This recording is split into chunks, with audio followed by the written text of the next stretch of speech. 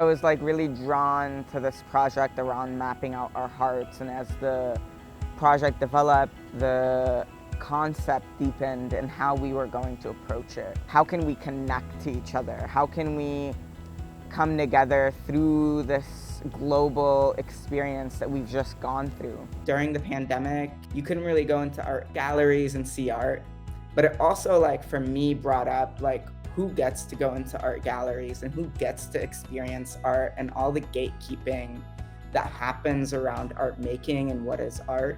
And we decided to do a public art exhibition. We decided to demystify art. Anyone can make art. Just the aspect of being able to connect and knowing that like Flint was a part of Dearborn, tying into like the Ann Arbor campus as a good place to start, and expanding that from like those local communities outward into like global, because like we're all human, we all have emotions. Some people it's easier for them to go into that, but I've always found that if you show a sense of vulnerability, then like other people are more likely to step into that space. I'm an extrovert. I love people. I love talking to people.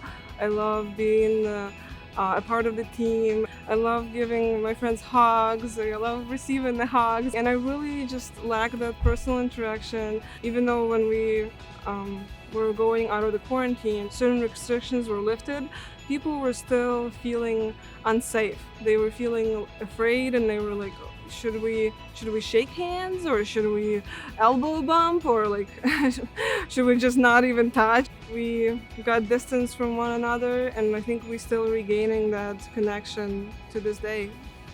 The amount of time that passed kind of just slapped me in the face. Like, I've been at home for 6 months wearing the same exact clothing, and it made me just realize that I kind of became stagnant in some ways, but other ways I was not. And my heart like kind of marched on to the passage of time. I continued to grow while in quarantine, maybe not at the same pace as if I was outside with other people, but I continued to grow, I continued to change, and I continued to like march on.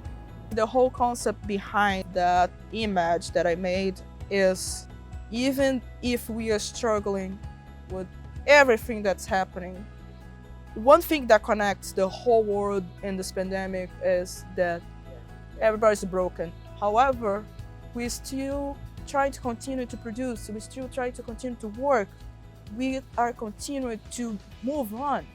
Right now, the work that I'm making is a lot about pattern and understanding pattern as a universal experience. I think about a sort of like alignment to a pattern that serves me and a move away from patterns that do not serve me, and how each of us actually has that ability to move in and out, but it is things like society and norms that create their own patterns that we sometimes can drift into that take us away from our true patterns. I make paper tapestries that are abstracted aerial views of Persian garden systems that think about water as like an essential that is moving through a living organism and sort of creating and sustaining vitality. And I started making those portals for myself as a way to remind me that I know where I can tap into my abundance.